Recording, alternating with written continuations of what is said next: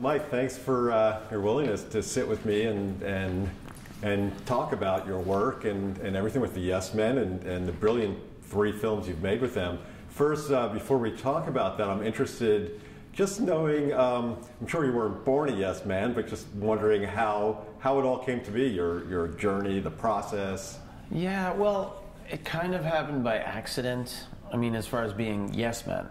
Me and Andy had both been doing a lot of mischievous projects on our own, but we were working on something together, and at one point he put up a fake website for the WTO, the World Trade Organization, and it was the site made fun of the WTO. It was satirical, but a lot of people didn't notice and started writing us email asking if we could send the Director General of the WTO to their conference. And so when we realized that we had these invitations and we could send somebody, we just decided that we'd take a chance, and we did. We started to go to these conferences and pretend to be from the World Trade Organization. The WTO will be issuing a public statement in detail by the end of the week, but the die has been cast. As of September 2002, having seen the effects of policies whose only intent was to bring greater prosperity and peace, the World Trade Organization, in its present form, will cease to exist. So we kind of fell into it. Yeah, it's an amazing thing that you do. I want to ask you, before we talk more, about yourself, because I was reading like your bio, and you've been described as a multimedia artist and a culture jammer. I'm wondering how you would describe yourself. I'm a person, a concerned individual. I mean, I think that often the way that you describe yourself is about trying to relate to whoever you're talking to. So it changes. You know, I might say that I'm a culture jammer if I'm talking to people who I think will understand that term. But otherwise, for most of America, I think it makes more sense to say that I'm a comedian or something, because then they actually have a framework to understand what you do and to be able to start a conversation. So, you know, a rabble rouser, a mischief maker, a trickster, you know, all of the above. Yeah, a concerned parent. Yeah, yeah. So what would you say motivates you to do what you're doing with the Yes Men? Well, I think that, you know, the motivation for anybody who's trying to do something to change a system or to make something better is that they feel compelled by injustice, by seeing things around them. And for some reason, part of their makeup, part of how they grew up, how they were raised, or how they just feel based on their own experience, compels them to try to change it. And so, you know, I'm interested in trying to fix what seems to me to be massively broken in such a way that we now have the entire world, you know, essentially because of climate change, in the balance, in limbo, you know, the future of the planet. This is a kind of unimaginable end game. I mean, it's imaginable. It's like stuff of sci-fi, but now it's real. And that's, right. So that's where, you know, so for me, it's pretty straightforward. A lot of people often talk about how, you know, I mean, the obvious thing here would be to say, at this point, to say, well, I'm a parent, I have kids, I care about their future. But I think that whole, that motivation, which is often trotted out as the reason people do something, like is actually essentially playing into a very narrow conception of why people do anything. It's a sort of idea that's very involved in selfishness. And I think there's 2 visions, really, of the world that are competing right now. One where humans are essentially selfish and will do anything to get ahead. And that's why then you would try to do good things because you have kids and you want them to have a decent future. Whereas there's this other vision of the world where people are essentially good, and you know, of course there's bad things they have to deal with, and that's more like a left vision of the world, you know, left wing, where people should be able to get along, and I kind of end up feeling like I fit more into that category. Yeah. I don't even know if it's left wing, right wing, whatever. I think it's just when you just because I mean, you could say the good Christian spirit or whatever you want to call it, but just goes right back feeling to that people are good and it goes to like the core of the Yes Men and the Yes Men Fix the World, where you talk about the greed that has really permeated society, and you talk about Milton Friedman and that whole corporate approach. Yeah. So, well, that's it, and that is the Friedman. That's why I now think about if I'd say, well, I'm doing this because I have kids. It seems there's something strange about that still. It seems because it's still self-involved. But it serves you on a couple of levels. One, you obviously enjoy what you do. Is from an artistic standpoint, it's a hell of a lot of fun, and it's really making a point. And it's a big reason that me and Andy do what we do is because we have fun doing it. And you guys, sure, it shows.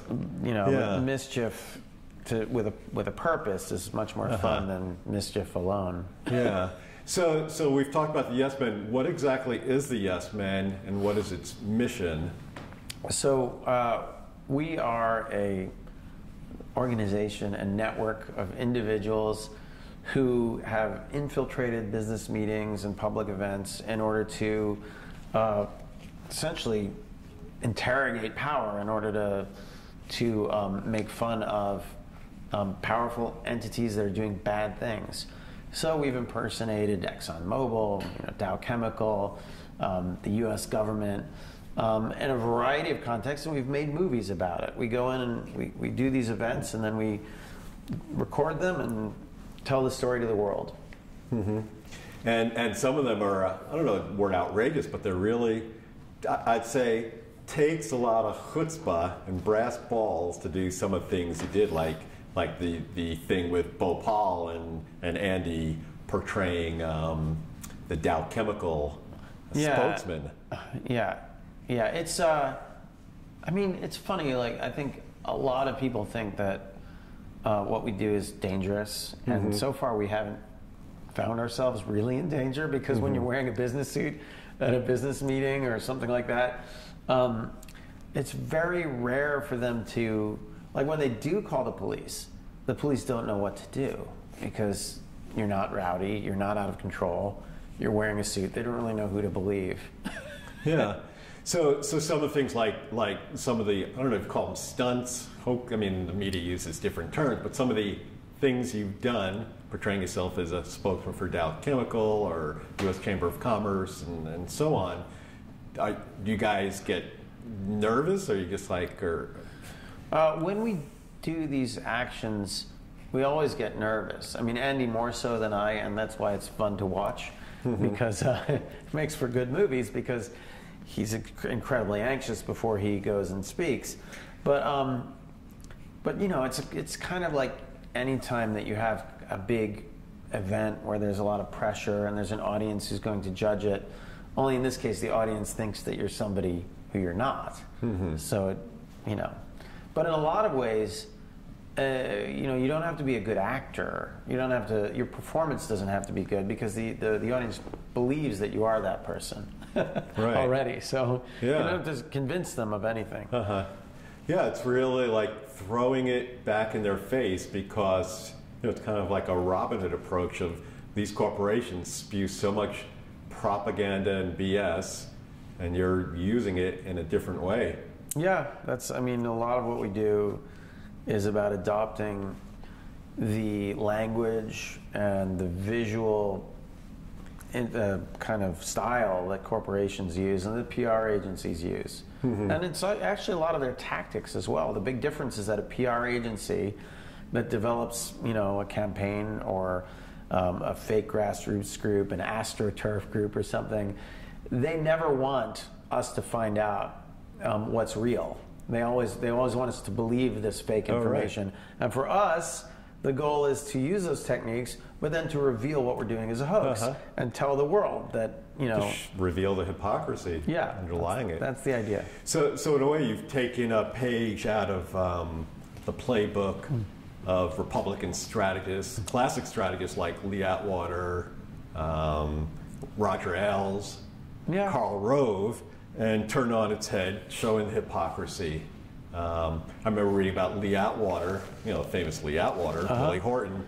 At one time, he planted for some candidate, he planted a fake reporter in the crowd to ask the candidate who was Lee Atwater's client's opponent, saying, "Is it true you once had bumper cables attached to your head?" Because he, shock therapy, and just all these things, and they just would believe anything's fair game, and it's up to the reporters or anyone to realize the truth. Right. So it's just I mean, the thing is, everybody uses these tactics, and the question is what you're using them for. Yeah. So did you study those approaches, or you just kind of figured it out on your own? Not really. I think a lot of the time we're doing something that seems like it'll be fun and interesting, and then you find out, more about other people who have done similar things. And I think that this kind of mischief that we do is a kind of universal cultural phenomenon. And if you look at the mythology of almost any culture in the world, there are these trickster characters who do these kinds of interventions. And so I think a lot of the time, I mean, we have those myths and they get passed on, but I think the stories of sort of political interventions often get lost because they're not what history remembers. History doesn't typically remember the jokes that kind of like poke fun at something.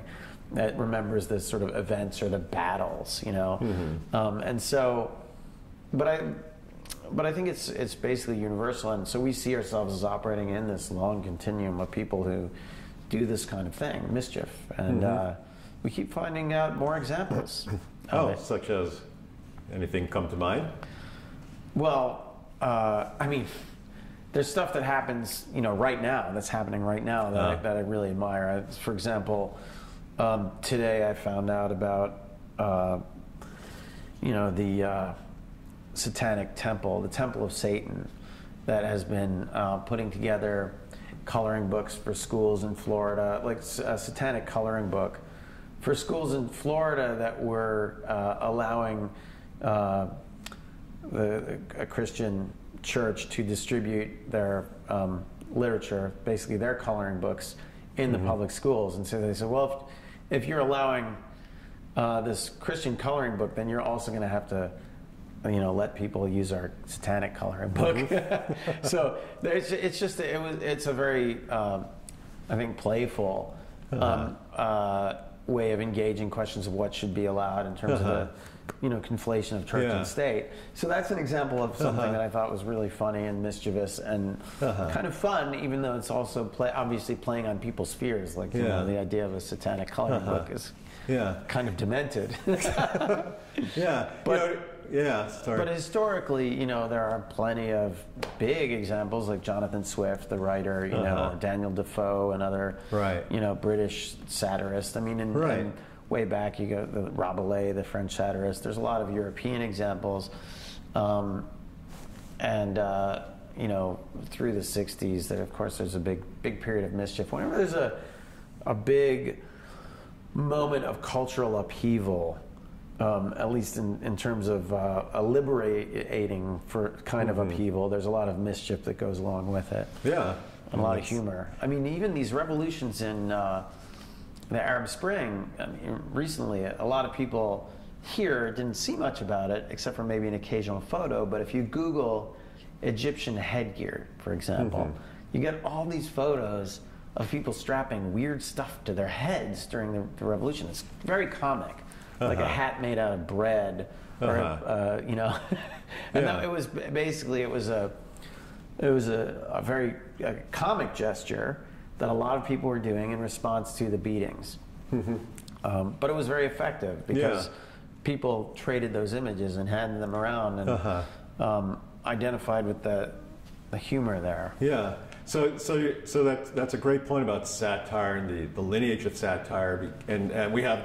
Like the Yes Men, we have other satirists in this day and age, Jon Stewart, Stephen Colbert, John Oliver is on HBO now, and they really, the tradition of satire is shining a light on hypocrisy and making people, flick a switch in their head, laugh, but actually say, wow, that really is screwed up. Yep. It's, I mean, I think that it's one of the ways that we communicate. And it's so, and I mean, I like it, obviously. I enjoy it. It makes me laugh. And it also, you know, sometimes it allows you to sort of, I think for us, the reason why we do it essentially is that we think that it reaches more people, that people, you know, enjoy the humor, and that maybe can reach a few more people. And there's a lot of people doing very sincere activist work, very sincere writing, and all of that is absolutely necessary and does a different thing than what we're doing. And what we do wouldn't work without that too. So it's kind of like one tactic among many. Right. And as you show in the film, The Yes Men Fix the World, when you had that offer from the BBC to come and play, to be a Dow spokesman on Bhopal, you guys jumped at it because they said there'd be an audience of 300 million, potential audience of 300 million people. Yeah. And you guys said, whoa, we got to go for this. Yeah, well, that's,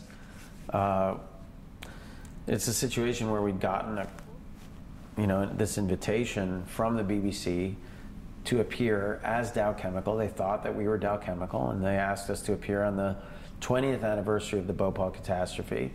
And it was hard to believe that it was a real request because it just didn't seem possible. But we responded and said, of course, we'll do it.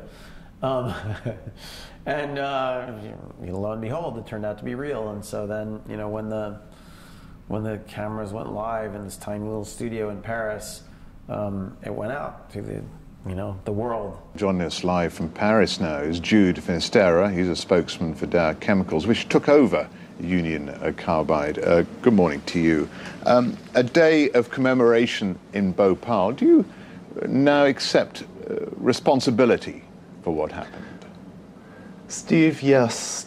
Today is a great day for all of us at Dow, and I think for millions of people around the world as well. It's 20 years since the disaster, and today I'm very, very happy to announce that for the first time Dow is accepting full responsibility for the Bhopal catastrophe. Yeah, it can have an impact in terms of it can have reach. You know, it can, I mean, especially if you have the might of the BBC World Television News behind you. Yeah. And another thing that came to mind is in the U.S. there used to be the Fairness Doctrine that got repealed, and the FCC took away during the Reagan years, I believe, the late 80s. And so in a way you're filling a gap. It used to be like if people spewed propaganda on TV, news, or politicians, there'd have to be an equal side to counterbalance, but that's no longer there, which is how something like Fox News can exist. So in a way, you guys are also filling a void like that. Yeah, I think, there's a funny thing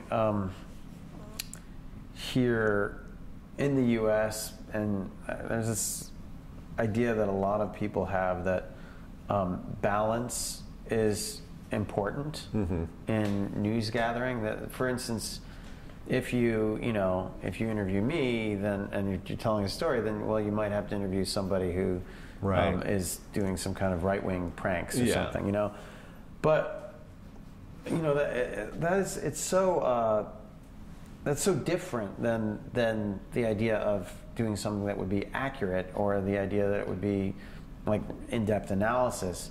If you merely quote the opposition, then you'd be giving an equal opportunity to Hitler, to speak, and that doesn't serve anybody. It doesn't help understand what's going on. And there often very clearly are right and wrong, and when you're gathering news, it's not a problem for a journalist to have an opinion, to find out, who's on the right side and who's on the wrong side, who's good and evil, and do some analysis and actually present the facts without, even if they might not be considered balanced in some abstract idea of this political continuum.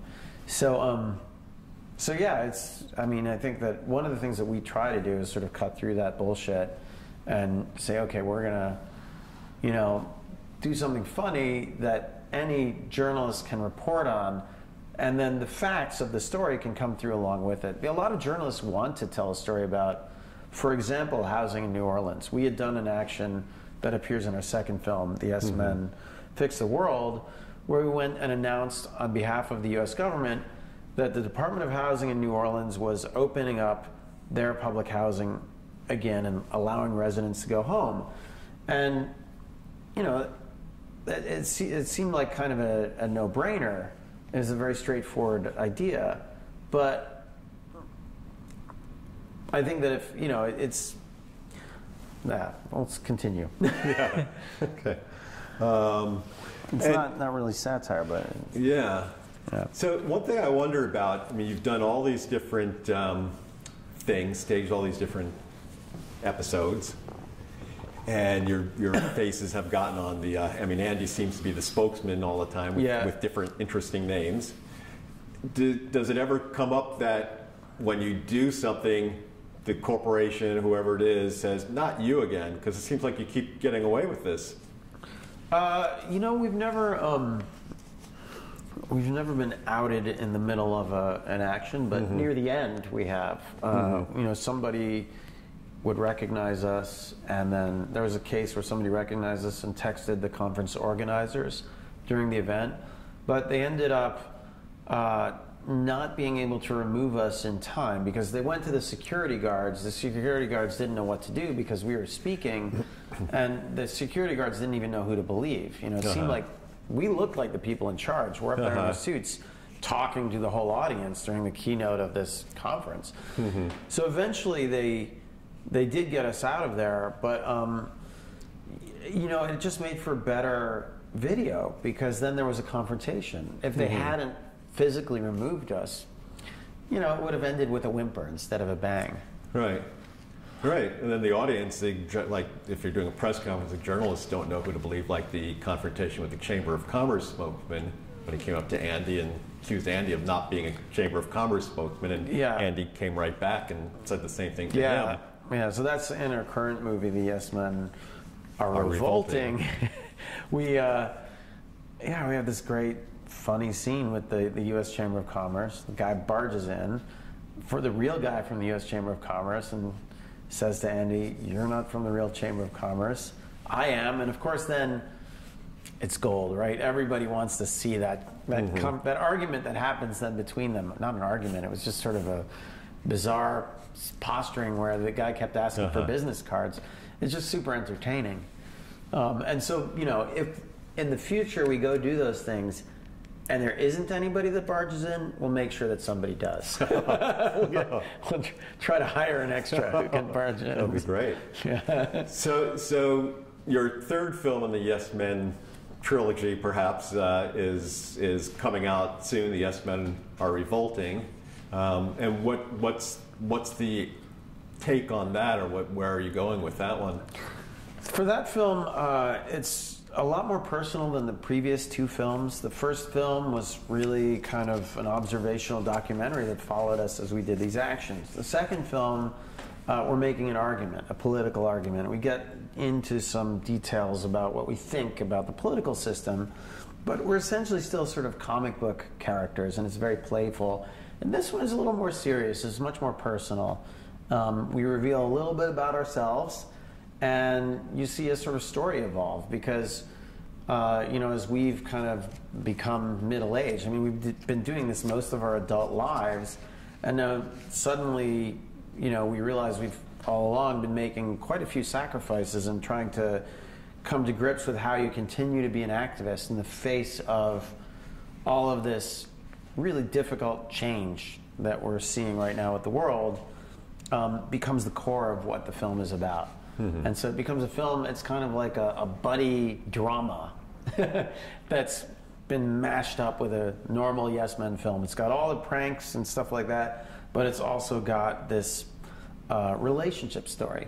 And in the film, you're looking at the whole issue of climate change too. Yeah. So everything's all rolled into one.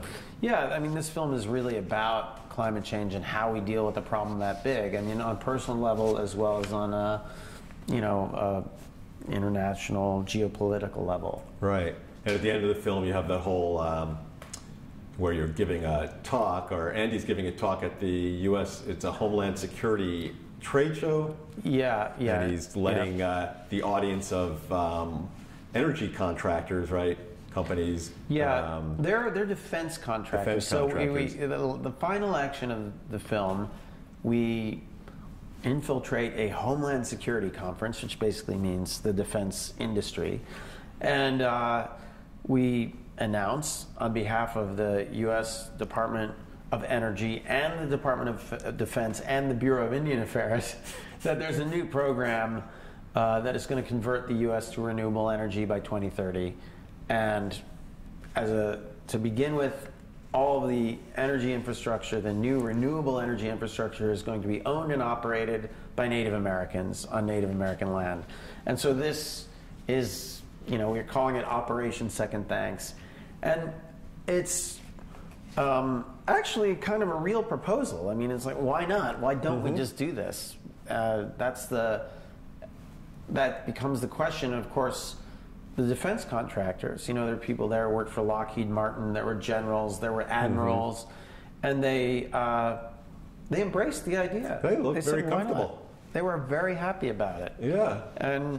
But why wouldn't they be? Because the thing is, most people at this point, a majority of people in the U.S., understand that climate change is a problem, and they want to do something about it, and they want a positive narrative again. I mean, the U.S. is kind of like I think that we're in a place as a country where we've realized that we've been on the downhill side of our story for quite a while now. The U.S. is this powerhouse, as this global, economic engine, as a peacekeeper. That ended a while ago, and now what are we doing? As basically we have all these other world economies that are right now have the positive stories to tell about how they're developing, and it wouldn't be that hard for us to set some goals and say, like, we're gonna lead again in something. Right. And if it's in trying to fucking save the world, why not? From climate change. I mean, it's kind of a hard message right now because I think that Jimmy Carter actually had it right in the 70s. He was right there. He was saying, like, okay, we are gonna be. This is the positive direction we can take it. It was really the environmental movement had come into its own. It was a natural progression. It was like saying, okay, we are going to take this planet back. We're going to make the whole thing work for the ecosystem. And then that just got hammered down, in 1980 and right through the Clinton years and everything. We may have like plenty of lip service for, the environment, but it's just not been dealt with since. Yeah, so where do you think we've gotten off track? What has held us back from following this path of sanity? Right.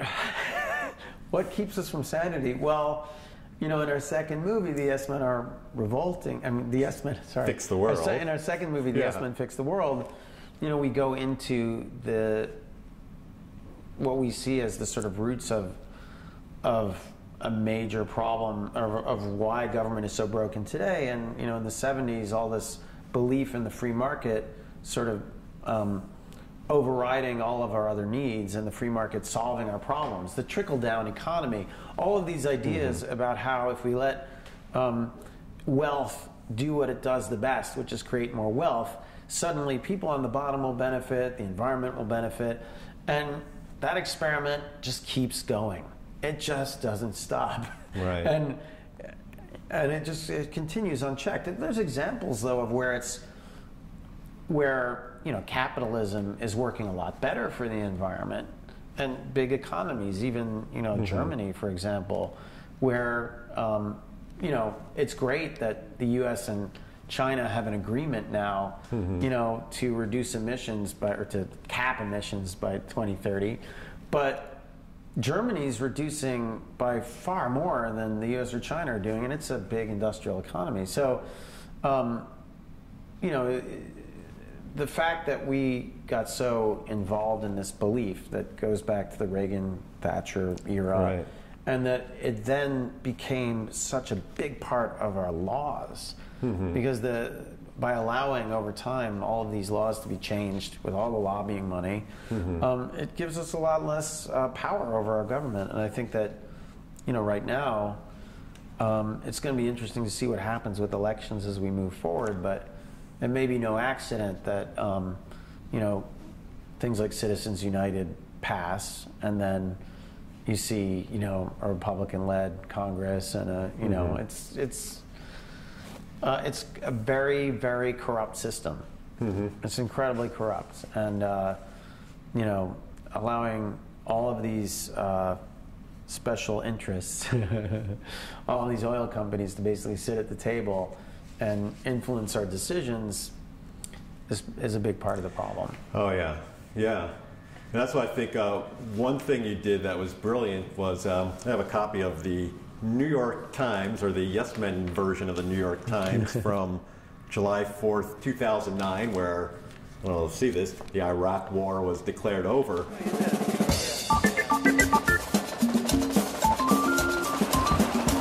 We needed a really ambitious plan, because all we ever read in the newspapers was how we needed to put everything back on track, back to how it was before it fell apart. But how it was the problem. We needed to show what real change could look like. So together with a whole lot of friends, we would blanket Manhattan with 100,000 copies of our very own newspaper. We'd call it the New York Times. Except our New York Times would be a little bit different. Ours would be set 6 months in the future. It would show what could happen if we set our imagination free.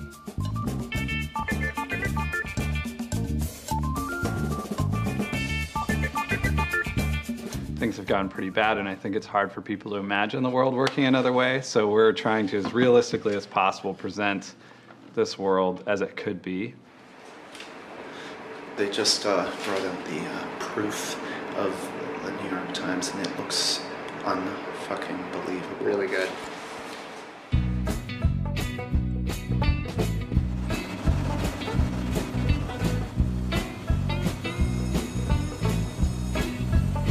The obvious question, how the heck did you do it? Andy, you want to start? How long were you working on this thing, and how many of you? Well, there were a lot of us. It wasn't just the Yes Men, it was a large group of people. We were just one of many groups. It was an idea that sparked a lot of people's imaginations. They wanted to see this happen. And that's sort of the message of the paper as well, is that, great, we elected Obama, and that's fantastic, but now the real work begins. The idea was to put out something that was optimistic, that says, we can do all these things. Why not? We created the system that we have now, so why not create a good one instead? Wow. Very good. Here, let me tie you up. This is the big day. 7 a.m. rush hour. This is the time to get the papers out there. Three times. Special issue. Special issue. 3 New York Times. Special edition of the New York Times. 3 New York Times. Is this real? It's fake, right? Who publishes this? Can I grab another one, please? What? New York Times. National Health Insurance Act passes. The Patriot Act repealed. Maximum wage law succeeds. Good luck with that one. This is too good to be true, but it's not impossible. It's a dream newspaper, right? It's like you wake up and all the things that you wanted became the news. The war's over! Our fake news was a hit. But would the real news pick it up? You don't work for the New York Times. Who is it that you work for handing this out?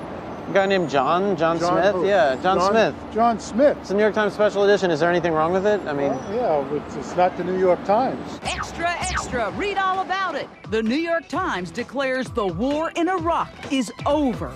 But you have an ad in here, page 3.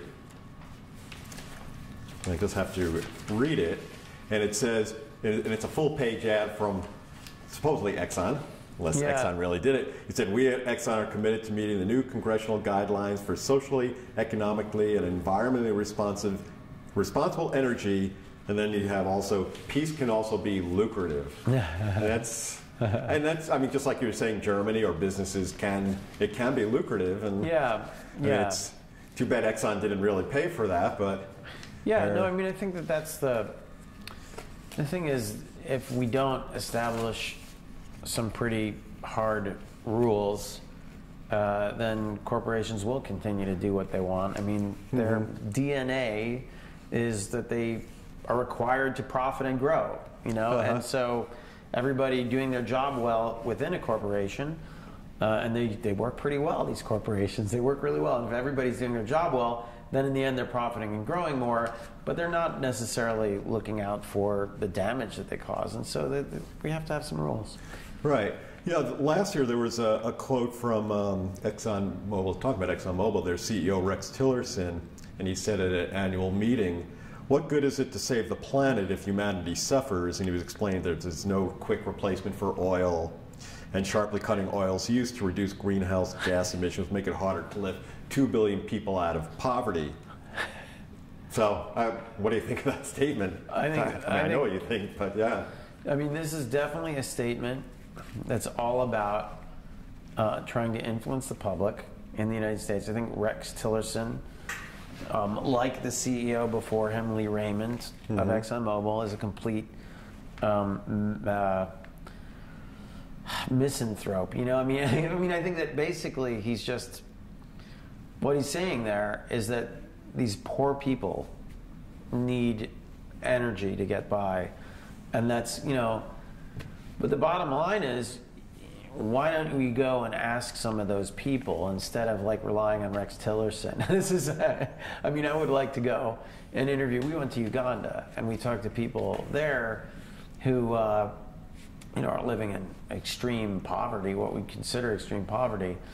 And I think that if you ask them what their needs were, it would come down to actually a stable climate so they could continue to grow food. Right. Not the coal burning. I mean, and coal burning is causing the problem.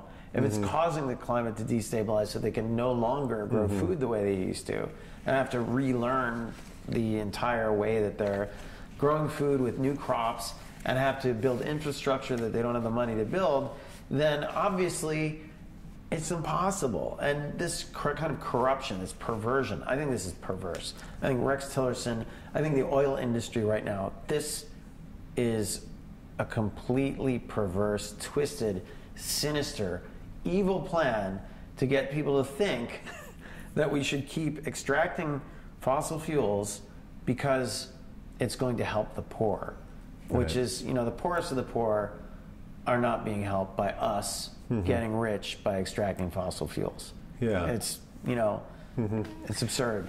And it really goes to the heart also, like sinister. I mean, like human psychology, that he can fool himself to believe, Rex Tillerson, to believe that, because if he could just learn to speak his truth, we're in it for the money. It reminds me of a saying from Zen, that is, if one person transmits a falsehood, other people transmit it as the truth. And that's the heart of propaganda. Rex Tillerson, Nazi Germany, Lee Atwater, and what, you know, the Yes Men are trying to say, open your eyes, people. Well, it's all these definitely these creepy PR companies that are, you know, doing this thing, that are coming up with this logic, and the petroleum lobby, the American Petroleum Institute. I mean, they are super creepy, and I would even say evil institutions. And I mean, that is one reason why, you know, as far as CEOs go, Rex Tillerson took over from Lee Raymond, and Rex Tillerson speaks PR speak more than Lee Raymond. At least Lee Raymond was more honest more of the time. I mean, I think he's just despicable, but but at least he was sort of like, you know, let them eat cake. Like, he didn't mind just like saying things that were completely horrible, and a little bit more like saying what he believes. Because I truly do not believe that Rex Tillerson thinks that. I think that he's fully aware that what he's doing is just trying to extract money, and he probably has his own bunker. He probably has, you know, his own plans for when the shit hits the fan. I'm just guessing. You know, I think he's probably got his castle. You know, he's got enough money and he's ready. Yeah. Fuck everyone else. Yeah. That's my guess. Yeah. I mean, I think there are people who believe that, who truly believe that, that, for instance, you know, we need energy, and believe the logic of the deeply flawed logic of that campaign that's being perpetrated by the oil industry and by their PR companies. But I don't believe that these guys at the top actually buy it. I think they just are wringing their hands saying, oh, yeah. We've got them. We've got them. They'll believe this shit. You know? Yeah. I don't want to let them off the hook that easily. Yeah. I want them to continue to actually be the evil, sinister villains that I think they are. Yeah. And that's why it was funny in this copy of the New York Times, the Yes Men version, there was another article that said the public relations industry forecasts a series of massive layoffs. I laughed when I saw that. Oh, said, yeah. That would be in a perfect world. Yeah, I mean, you think about what the repercussions of trying to do a lot more the right way might be, and yeah, you put an entire industry of lying out of business. Yeah. You know, it's a lot of what the PR industry does is about trying to influence public opinion on subjects where they shouldn't even be allowed to be operating. You know, if we have a situation where we know that the world is going to hell in a handbasket because we're allowing fossil fuel companies to burn fossil fuels, why would we allow them to create these lies? I mean, why do we do that? Why is that okay? And I understand that free speech is to be protected, but it's different when it's like saying, you know, you're not allowed to incite people to murder. You're not allowed to say, you know, go kill this person if people are listening to you. You know, that's not allowed. That's not legal. And that's what they're doing. They're saying, go kill billions, potentially, of people all around the world. And that shouldn't be allowed. It's like, yeah, and it goes to, as you brought up before, how our political system is so corrupt that they have entered the doors of power with their money and can have public opinion and legislation influenced in the direction that suits their needs. Yeah, it's a slippery slope, and things have been going, you know, sliding downhill for a long time. So, I mean, a lot of the initiatives now that are about getting money out of politics, I think, are a good start for getting somewhere with how we could reorient the system toward justice and away from just complete corruption. Yeah, or you could have the Yes Men version where you could sell your votes. You have the website. Sell your votes to the highest bidder. Yeah, there's voteauction.com. You can bring that back. I mean, why not, right? That's basically what we have now. We have like sell your vote to the highest bidder. Yeah. So just wrapping up in a little while. Right? Yeah. So talking about climate change and policy, there was an article in actually today's New York Times about India, and the headline was, "Coal rush in India could tip balance on climate change." It was giving dire predictions that because India is talking about using more coal, and it could really create a major problem. And just said how India's power needs and how increasing their reliance on coal could be the final straw regarding climate change. And then I had a quote from India's power minister who said, "India's development imperatives cannot be sacrificed at the altar of potential climate changes many years in the future." So it just doesn't stop. It doesn't stop, but one thing to keep in mind is that we can't keep deflecting our responsibility, you know, in the United States on these other countries like India or China. You know, yes, it's great we've got an agreement now with China, but it can go a lot further. And the U.S. it's very important to remember that right now the U.S., one of the statistics that I learned while doing this last movie was that the U.S., compared to, let's say, Uganda, my carbon footprint is 175 times that of a Ugandan person. You know, I use 175 times what a Ugandan does in the course of their lives. And this is Mostly coal. This mostly basically comes down to burning coal, because that's the vast majority of the energy that we use to produce stuff, to make stuff. And so when I think about that and think about my carbon footprint and the carbon footprint of the average American, you know, it's that we should be dealing with. And if we outlawed coal here, if we figured out a way to stop here, it would be a pretty good start. I mean, fuck, whatever they're doing in India, that's going to have to change too. But if we don't change it here first, they're never going to do it. Right, and countries like India will look at the United States and say, hey, if they're not changing, they're just development at no cost, then we'll do the same. I mean, they'll look around and they say, okay, well, the richest countries in the world have to do this because we are not the richest. You know, they're not the poorest anymore, but, you know, they are saying we want our chance to, you know, lift our people out of poverty, even if it's also kind of a corrupt logic there, because their government isn't lifting their people out of poverty.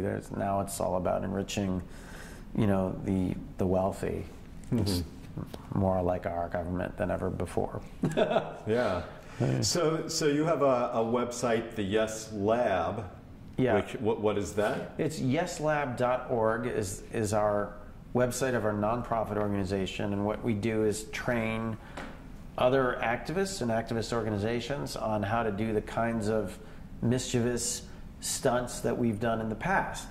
And so a lot of organizations have campaigns that they want people to know about, and people don't hear about them unless something happens that makes the news.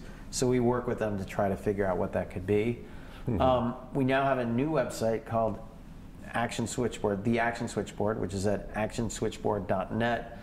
And the Action Switchboard is all about connecting people to do projects together. So if people want to do some kind of direct action or creative direct action, say for example, stopping an oil train, they could list it on the site, find other people who want to participate, and find people with technical expertise too who can help.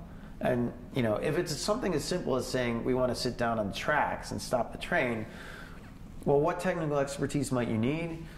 Well, you might need, first of all, somebody who knows how to talk to the train people to let them know so you don't get run over. That's one thing. Secondly, you might need somebody who can write a press release, because if it happens and nobody hears about it, maybe it doesn't matter as much. You still stop the train for a while, but the symbolic part of that action isn't working. The functional part is the oil didn't get there. But then you might also need somebody to videotape. You might need somebody to get you out of jail. You might need a lawyer. So it's kind of like this website is about being able to connect with other people who might want to work with you to do something that's more than just sign a petition, or more than just, you know, sit back and wait for the world to burn. So I'm sure you're well in demand with that, or your expertise. Well, it is just getting going. So, you know, the idea is to have as much of it kind of happen automatically by connecting people, but then also we have to do a certain amount of facilitation. So we are very busy already trying to talk to people about how they can improve their project, or how not to do it wrong. Yeah, and then occasionally you give speeches out in the public domain, like back in May you gave a speech, May 2014, at your alma mater, Reed College, where you made the big announcement Reed was divesting of fossil fuel, which I guess Reed wasn't, but... Reed was not, but that was definitely a highlight, like being able to announce to the graduating class of 2014 that Reed was getting out of fossil fuels for good. You know, there's other schools that are divesting, and so why not? And that was the message. So did Reed then say, oh, maybe we should think about this? Reed was already thinking about it, but they weren't going to do it. And so, and that was, we already kind of knew that. I worked with the students group who had basically figured out that the trustees were not going to approve divestment. And, you know, it's something that obviously should be done. Because if you're in the business of educating people who have to inherit the planet, you know, the first thing that you could do is say, we're not going to have the endowment of this school continue to destroy the thing that we claim to be preparing you to do, to run this thing, you know. So I find that there are basic hypocrisies everywhere right now. I mean, in terms of like what, we think that what we say we're doing and what we're actually doing. But that's a really big one. And as part of an educational institution here, like I'm at RPI, and we have a president of RPI who is on the board of Marathon Oil. Oh. This is an oil company that refines tar sands oil. And I think there's a conflict there. And when I talk to students about it, they're usually kind of amazed. They know that she's on a lot of corporate boards, but sitting on the board of an oil company at the same time as you're trying to, I just see that there is a conflict of interest there with, climate change. There's a moral problem, an ethical problem. It's not even an ethical problem. It's probably not an ethical problem. It's a moral problem. That's what Al Gore pointed out in Inconvenient Truth. Yeah. Right. It's, ethically, I guess, there's, if you can sit on any corporate board and still be on the board of a university, which is also arguably unethical because of the way that the pressure on universities now to become more and more commercial and less research oriented. Yeah. But, that doesn't seem like, I'm not taking issue with her sitting on the board of IBM or something. That's not as big a problem, I don't think. Right. Yeah. So as we wrap up, Mike, one more question. The Yes Men, the Yes Lab Action Switchboard, you're obviously not going to get, I don't think Exxon Mobil or the Koch brothers or any Marathon Oil or any of the big companies are going to be writing you checks anywhere in the near future. So your funding comes from other sources and crowdfunding campaigns too. Yeah, I mean, we've spent our own money from our day jobs on it. We both have worked as professors at various times, and that's been a big source of funding. We in the beginning, we got a lot of art grants, actually, and then that didn't amount to a lot of money, but we got quite a few grants. And then we've gotten some support from foundations, and increasingly we're just relying on individuals who sign up to our website and send a little bit of money, and we send some entertaining gifts every now and then. Yeah. So if people want to know about giving money or crowdfunding campaigns or what the Yes Men, Yes Lab Action Switchboard are doing, what's the best way to find out? Probably the best way is to go to yeslab.org. That's just yeslab.org. And you can read about it there. There's a donate button, and there's links to the Action Switchboard. And also our new movie website, which is the yesmenarerevolting.com. And the movie coming soon? The movie is going to be out in the late spring of 2015. Oh, great. Yeah. So I'm excited about that. Yeah. It's going to be good. Yeah. Well, Mike, thank you very much for taking the time from your schedule here at Rensselaer Polytechnic Institute. All right. And it's been a pleasure. Well, thanks for having me. Yeah. It's been fun. Yeah. All right. Thank you.